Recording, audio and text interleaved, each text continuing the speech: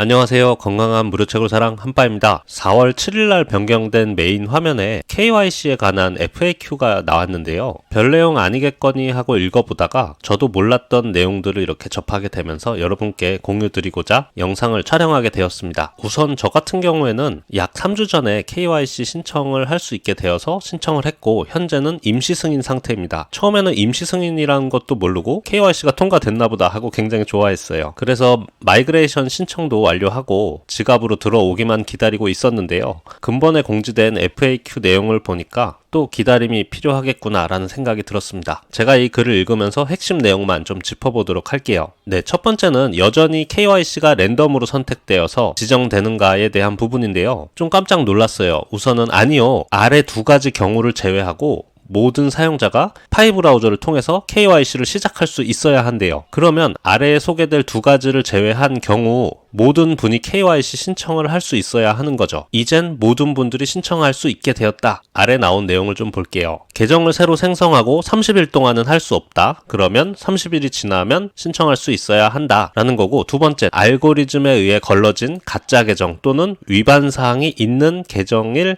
가능성이 높은 계정. 전 이게 되게 충격적이었는데요. 그러니까 현재 내 앱에서 KYC 신청을 눌렀을 때 신청이 뜨지 않는 분들은 가입한 지 30일 이상 되지 않은 분이시거나 또는 가짜 계정이나 부정 계정으로 알고리즘에 의해서 의심받고 있다는 경우라는데요. 이번 이제 대규모 KYC를 통해서 저도 접수를 했고 임시 승인까지 받았지만 제가 느낀 것은 랜덤에 의해서 제가 뽑힌 게 아니라 어떤 KYC 대상 제한 분류에 제가 속해 있다가 한 번에 풀린 것 같은 느낌을 좀 받았는데요. 어쨌든 충격적인 것은 이제 KYC를 선택을 하면 모두 다 신청할 수 있어야 된다. 이 두 가지 경우를 제외하군요. 만약에 자신은 정말 부정행위를 한 적이 없고 1인 1 휴대폰이라면 이렇게 소원서, 양식을 작성해야 한다고 해요. 그래서 해당 링크에 들어가면 몇 가지 사유에 대해서 자신이 가짜 계정으로 의심될 만한 행동을 한 행위가 어떤 것들이 있는지 좀 자신이 적어보는 거예요. 그래서 이러한 행동이 가짜 계정을 걸러내는 데에 이제 관련이 없는 이유는 무엇인가? 왜 네 계정이 KYC를 통과해야 하느냐?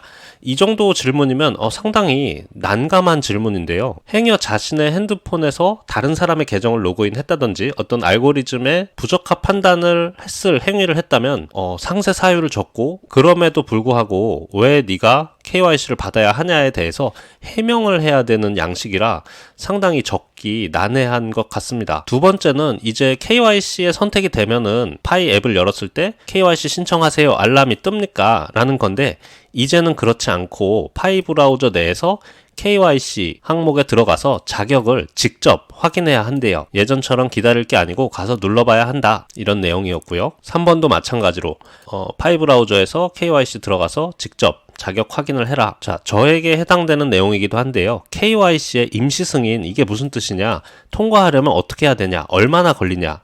상당히 궁금한 부분인데요. 임시 승인은 이제 완전히 통과하기 위해서 추가적으로 확인이 진행된다고 해요. 그리고 중요한 건 임시 승인자는 메인넷으로 마이그레이션 하는 게 아직 안 된대요. 그러니까 저는 메인넷에 마이그레이션 신청을 해도 기다리는 의미가 없었던 거죠. 임시 승인자이기 때문에 저한텐 지급되지 않는 거였습니다. 그런데 임시 승인을 받은 것만으로 전체 승인에 더 가까워지게 만든다. 여기까지 내용을 읽어보면 거진 KYC 버튼을 눌렀을 때 신청은 무조건 돼야 되는 것 같아요.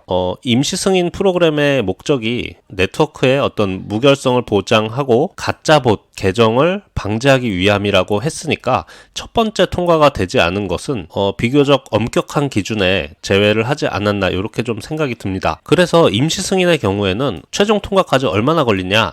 좀 답변이 두루뭉실한데요.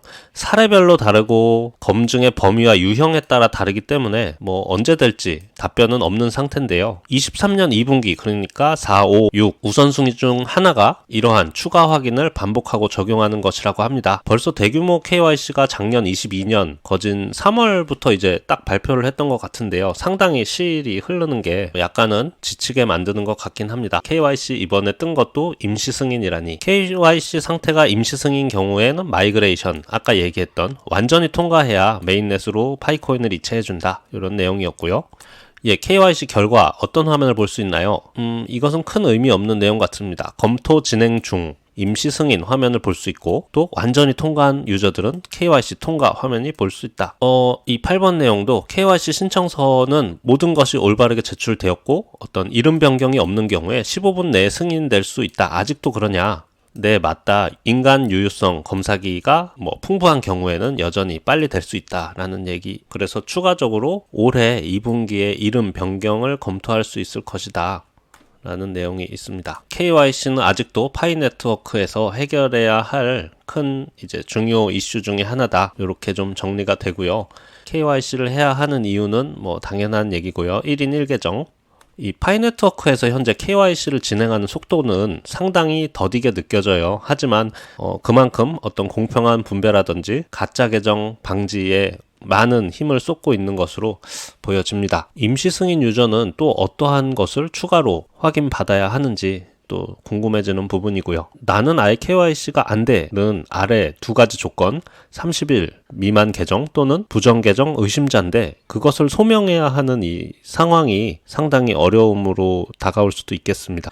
빠르면 조만간 올해 진행했던 23년도 해커톤 우승자를 발표한다고 하는데요. 거진 2018년도부터 현재 5년 차에 들어서고 있는데 운영팀도 좀 지치지 않고 같이 좀 계속돼서 파이팅을 좀 해줬으면 하는 바람이고요. 물론 가치도 중요하지만 그만큼 파이코인을 많이 사용할 수 있는 생태계도 만들어져서 정말 건강한 무료 채굴 중에 하나로 자리매김했으면 하는 바람입니다.